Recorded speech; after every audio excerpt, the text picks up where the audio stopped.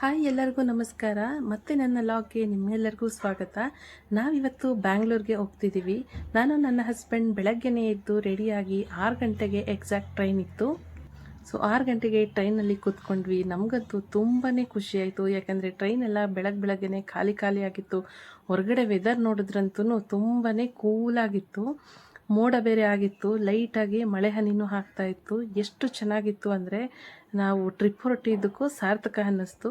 Early morning ಈ ಥರ ಚಳಿ ಇದ್ದಾಗ ಕಾಫಿ ಟೀ ಕುಡಿಬೇಕು ಅನ್ನೋದು ಕಾಮನ್ ಅಲ್ವಾ.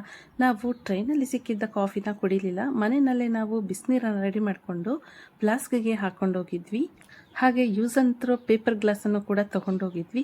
ಅದಕ್ಕೆ instant organic green tea powder ಬರುತ್ತಲ್ವ, ಸೊ ಆ ಪಾಕೆಟ್ನ ನಾವು ತೊಗೊಂಡು ಜಸ್ಟ್ 2 ಸರಿ ಡಿಪ್ ಮಾಡಿಕೊಂಡು ಕುಡಿತಾ ಇದ್ವಿ. ಟ್ರೈನಲ್ಲಿ ಇದ್ದವರೆಲ್ಲ ನಮ್ಮನ್ನೇ ನೋಡ್ತಾ ಇದ್ರು, ಏನೋ ಮಾಡ್ತಾ ಇದ್ದಾರಲ್ಲ ಇವರು ಅಂತ. ನನಗಂತೂ ತುಂಬಾ ಖುಷಿ ಆಯಿತು. ನನಗೂ ನನ್ನ ಹಸ್ಬೆಂಡ್ಗೂ ಬೆಳಗ್ಗೆನೇ ಗ್ರೀನ್ ಟೀ ಕುಡಿದು ಅಭ್ಯಾಸ. ಸೊ ಮನೇಲಿ ಕುಡಿಯೋ ಫೀಲ್ಗಿಂತ ಟ್ರೈನಲ್ಲಿ ಕುಡಿದಿದ್ದು ಫೀಲ್ ಮಾತ್ರ ತುಂಬಾ ಚೆನ್ನಾಗಿತ್ತು. ನನ್ನ ಹಸ್ಬೆಂಡು ಬಿಸಿ ನೀರಿಗೆ ಗ್ರೀನ್ ಟೀ ಪಾಕೆಟ್ನ ಹಾಕ್ತಾಯಿದ್ದಾರೆ. ನನಗೂ ಕೂಡ ಬೇಗನೆ ಕುಡಿಬೇಕು ಅನ್ನಿಸ್ತಾ ಇತ್ತು. ಏಕೆಂದರೆ ಚಳಿ ಅಷ್ಟೇ ಇತ್ತು, ಆದರೂ ಒಂಥರ ಚೆನ್ನಾಗಿತ್ತು. ಚಳಿಲಿ ಟ್ರಿಪ್ ಹೋಗೋದು ಎಷ್ಟು ಮಜಾ ಇರುತ್ತೆ ಅಂತ ನಿಮಗೂ ಗೊತ್ತಲ್ವಾ. ಸೊ ನನ್ನ ಹಸ್ಬೆಂಡು ಅವ್ರಿಗೂ ಒಂದು ಗ್ಲಾಸ್ ಮಾಡಿ ನನಗೂ ಒಂದು ಗ್ಲಾಸ್ ಕೊಟ್ಟರು. ಸೊ ಇಬ್ಬರು ನಾವು ಗ್ರೀನ್ ಟೀ ಕುಡಿದು ಮತ್ತೆ ನಾವು ಜರ್ನಿನ ಕಂಟಿನ್ಯೂ ಮಾಡಿದ್ವಿ. ಈ ಥರ ವೆದರಲ್ಲಿ ನಮಗೆ 2 ಅವರ್ಸ್ ಆಗಿದ್ದೇ ಗೊತ್ತಾಗಲಿಲ್ಲ. ಅಷ್ಟು ಬೇಗ ನಮಗೆ ಬೆಂಗಳೂರು ರೀಚ್ ಆಗೋಯಿತು. ಸೊ ನಾವು ಬೆಂಗಳೂರು ಸ್ಟೇಷನಲ್ಲಿ ಇಳಿದು ಹಾಗೆ ಮೆಟ್ರೋ ಸ್ಟೇಷನ್ ಕಡೆಗೆ ಹೊರಟ್ವಿ. ಮೆಟ್ರೋ ಸ್ಟೇಷನ್ನು ಅಷ್ಟೇ ಬೆಳಗ್ಗೆನೇ ಆಗಿರೋದ್ರಿಂದ ತುಂಬಾ ಕಾಮ್ ಆಗಿತ್ತು. ಜಾಸ್ತಿ ಜನ ಇರಲಿಲ್ಲ. ಹಾಗೆ ಅಷ್ಟೇ ನೀಟ್ ಆ್ಯಂಡ್ ಕ್ಲೀನಾಗಿ ಇದನ್ನು ಮೇಂಟೈನ್ ಮಾಡಿದ್ದಾರೆ. ಈ ಪ್ಲೇಸ್ನಲ್ಲೂ ನಮಗೆ ಓಡಾಡೋದಕ್ಕೆ ತುಂಬಾ ಖುಷಿ ಆಯಿತು. ಏಕೆಂದರೆ ಸ್ವಲ್ಪ ಖಾಲಿನೇ ಇತ್ತು. ನೋಡ್ತಾ ಇರ್ಬೋದು ಎಷ್ಟು ಫ್ರೀ ಆಗಿದೆ ಸ್ಪೇಸಸ್ ಎಲ್ಲ ಅಂತ. ಸೊ ನಾವು ಹಾಗೆ ಲಿಫ್ಟ್ನ ಇಟ್ಕೊಂಡು ಮೆಟ್ರೋ ಸ್ಟೇಷನ್ ಕಡೆಗೆ ಹೊರಟ್ವಿ. ಇಲ್ಲಿಂದ ನಾವು ನೆಕ್ಸ್ಟ್ ಬಸವನಗುಡಿ ಕಡೆಗೆ ರೀಚ್ ಆದ್ವಿ. ಈಗ ನೋಡ್ತಾ ಇರೋ ಪ್ಲೇಸು ಎಷ್ಟೋ ಸೀರಿಯಲ್ಗಳಲ್ಲೆಲ್ಲ ಮಾಡಿದ್ದಾರೆ. ಕುರಿಗಳು ಮತ್ತು ಜೊತೆಯಲ್ಲಿ ಸೀರಿಯಲಲ್ಲೆಲ್ಲ ಬರುತ್ತಲ್ವ. ಸೊ ಆ ವಠಾರ ಇದು. ಇವಾಗ ಸದ್ಯಕ್ಕೆ ನೋಡಿದ್ರೆ ಇಲ್ಲಿ ಯಾವುದೂ ಶೂಟಿಂಗ್ ನಡೀತಾ ಇರಲಿಲ್ಲ ಅನಿಸುತ್ತೆ.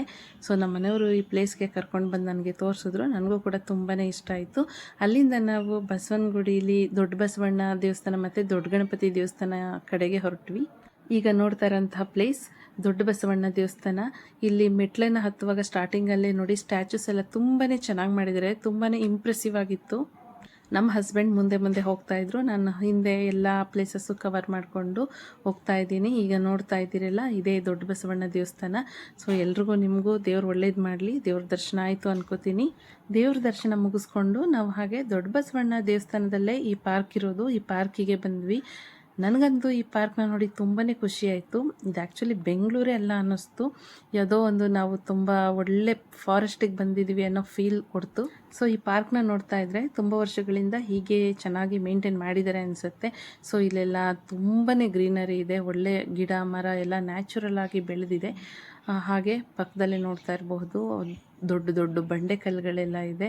ತುಂಬಾ ಚೆನ್ನಾಗಿದೆ. ಇದು ದೇವಸ್ಥಾನದ ಪಾರ್ಕ್ ಅಂತಲೇ ಅನಿಸೋದಿಲ್ಲ. ನಾನು ಮೊದಲೇ ಹೇಳಿದ್ನಲ್ವ, ಯಾವುದೋ ಫಾರೆಸ್ಟಿಗೆ ಬಂದಿದ್ದೀವಿ ಅನ್ನೋ ಥರ ಫೀಲ್ ಕೊಡುತ್ತೆ. ನನಗಂತೂ ಈ ಥರ ಗ್ರೀನರಿ ಇರೋ ಪ್ಲೇಸ್ ಅಂದರೆ ತುಂಬಾ ಇಷ್ಟ. ನನಗೆ ಮರ ಗಿಡ ತುಂಬ ಹಸಿರು ಇರೋ ಜಾಗ, ನ್ಯಾಚುರಲ್ ಆಗಿರುತ್ತಲ್ಲ, ಆ ಥರ ಜಾಗನ ನಾನು ತುಂಬಾ ಇಷ್ಟಪಡ್ತೀನಿ. ಹಾಗೆ ಇಲ್ಲಿ ಅಲ್ಲಲ್ಲೇ ಸ್ಟ್ಯಾಚುಸ್ನ ಕೂಡ ಇಟ್ಟಿದ್ರು. ಅದು ಕೂಡ ತುಂಬಾ ಚೆನ್ನಾಗಿ ವಾಕ್ ಮಾಡಿಕೊಂಡು ಹಾಗೆ ಮುಂದಕ್ಕೆ ಹೋದರೆ ಈ ಪ್ಲೇಸ್ ಅಂತೂ ನೋಡಿ ನನಗೆ ತುಂಬಾ ಆಸಮ್ ಅನ್ನಿಸ್ತು. ಏಕೆಂದರೆ ಹೇಗೆ ನ್ಯಾಚುರಲ್ ಆಗಿದೆಯೋ ಹಾಗೆ ಮೇಂಟೈನ್ ಮಾಡಿದ್ದಾರೆ ಇದನ್ನು. ಸೊ ಇದು ಇವತ್ತಿನ ಲಾಗ್. ಇನ್ನು ಮುಂದೆ ನಾವು ಎಲ್ಲಿಗೆ ಹೋದ್ವಿ, ಏನೇನು ಮಾಡಿದ್ವಿ, ಯಾವ್ಯಾವ ಪ್ಲೇಸ್ಗೆ ಹೋದ್ವಿ ಅಂತ ನಾನು ನೆಕ್ಸ್ಟ್ ಲಾಗಲ್ಲಿ ನಮಗೆ ತಿಳಿಸ್ತೀನಿ. ನೀವು ಕೂಡ ಈ ಪ್ಲೇಸ್ನ ನೋಡಬೇಕು ಅಂದರೆ ವಿಸಿಟ್ ಕೊಡಿ, ಎಂಜಾಯ್ ಮಾಡಿ. Thank you, bye.